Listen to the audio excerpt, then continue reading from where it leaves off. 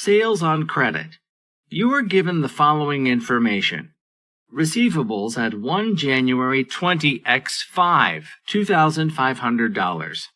Receivables at 31 December 20x5, $2,250. Total receipts during 20x5, including cash sales of $1,250, $21,250. What is the figure for sales on credit during 20x5?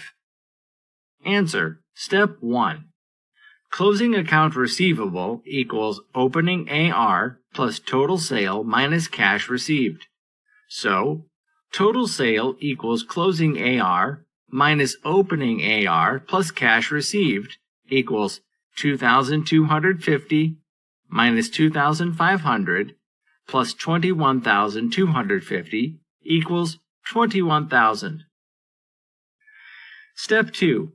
Total sale equals cash sale plus credit sale. Credit sale equals total sale plus cash sale. Credit sales, $21,000 minus $1,250 equals $19,750.